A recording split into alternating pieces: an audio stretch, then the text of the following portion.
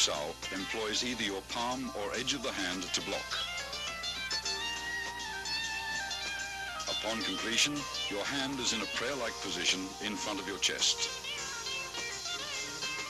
Wu Sao is the rear guard hand position employed when an opponent's punch penetrates your forward defenses.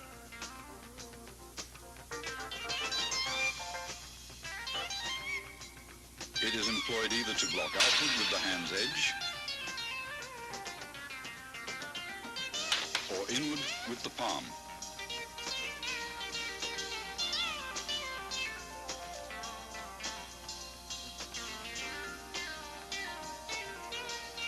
Fox Sao employs the inside of your wrist to block. At completion, your arm is in the fixed elbow position, 1 fist distance from your center line.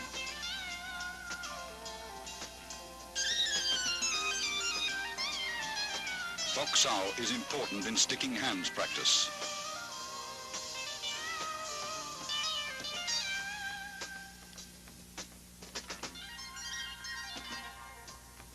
Fox Sao uses the palm heel for deflection. By utilizing the wrist's snapping action. It is often combined with a punch.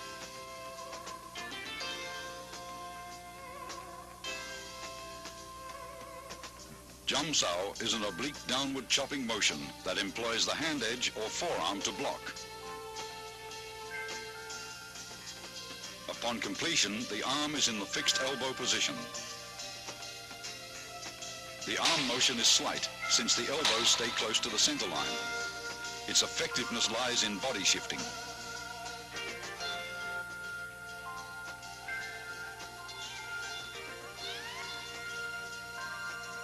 Gan Sao employs the forearm to block low-level and groin attacks by combining both the hinge action of your elbow and body shifting.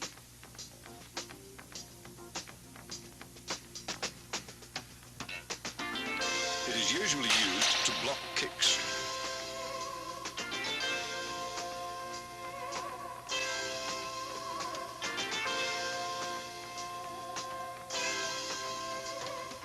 Bong Sao is unusual, since it deviates from the fixed elbow position.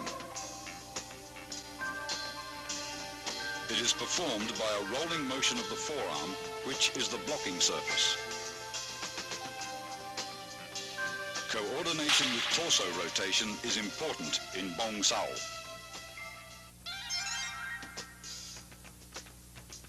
Wing Chun kicks, used for either harassment or closing the fighting gap, always supplement the hands with fast and low direct strikes to the groin, knees or shins.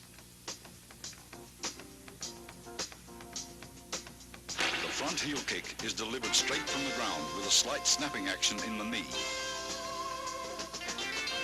Kick direct, but never higher than the midsection. A cross stomp kick uses the sole of the foot to break the opponent's balance, allowing for follow-up hand strikes.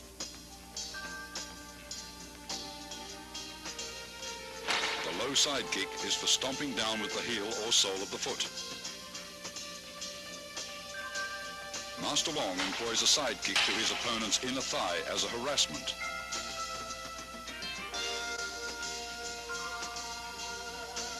This is a cross stomp kick to side kick combination.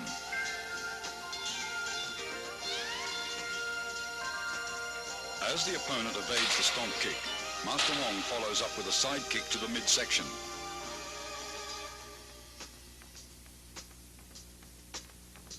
This is a front kick and leg trip combination.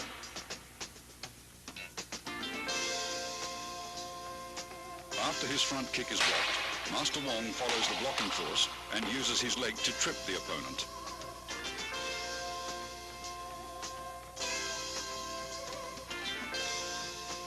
Wing Chun's basic stance is shoulder width or a bit wider. Knees are slightly bent.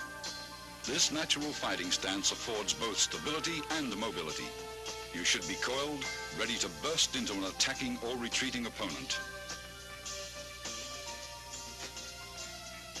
Advances and withdrawals are performed by a short shuffling motion of the feet. somewhat like the Western fencing shuffle, where you remain in the same stance throughout.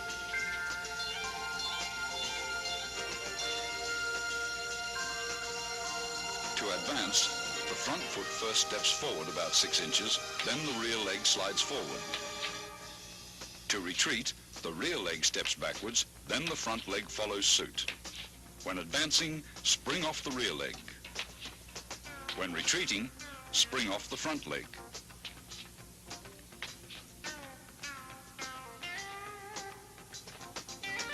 Circle stepping differs from the shuffle in that you actually alternate between left and right stances.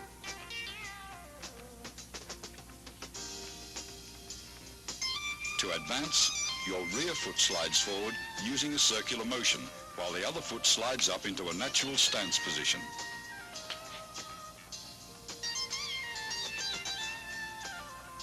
Circle stepping is used for cutting off or pressing an opponent who has great mobility.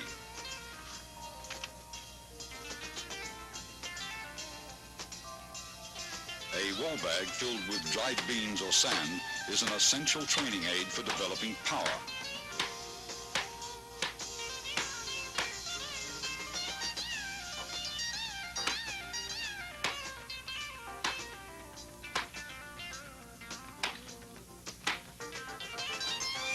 Striking with the fist or palms gives one a feeling of penetration and toughens the skin and bones.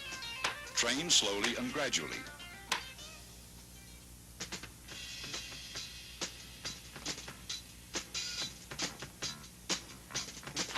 Although most Kung Fu styles retain a considerable number of instructional forms, Wing Chun has only 3.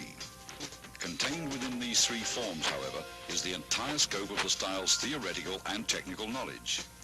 The first form, which is being demonstrated here by Master Wong, is called Siu Nim Tao, or the Little Idea form.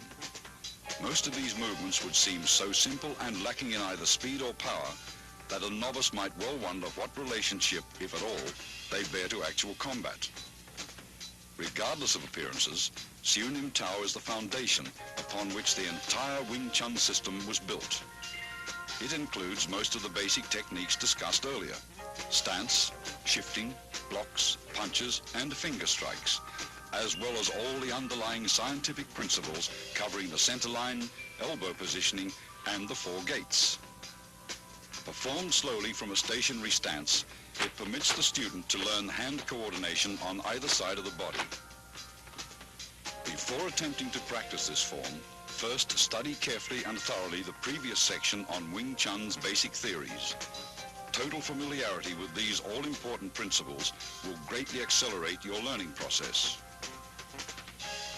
Once you feel you understand all the basic concepts, begin practicing the footwork patterns, blocks, kicks, and strikes, first separately, then in combinations until you can execute them naturally and without any conscious effort. Now you are ready to learn Siu Nim Tao. To perform Siu Nim Tao correctly, you should practice a few movements at a time over and over until you feel comfortable with each motion. Continue on to the next set of movements only when you've absorbed completely the movements of the previous set. After having learned all the movements, and in order to test your ability, try to run through the entire form in unison with Master Wong. If you succeed in accomplishing this without any hesitations or stops, proceed to the following sections on form applications. Remember, when practicing techniques with a partner, be careful not to injure him or her. Always exercise control.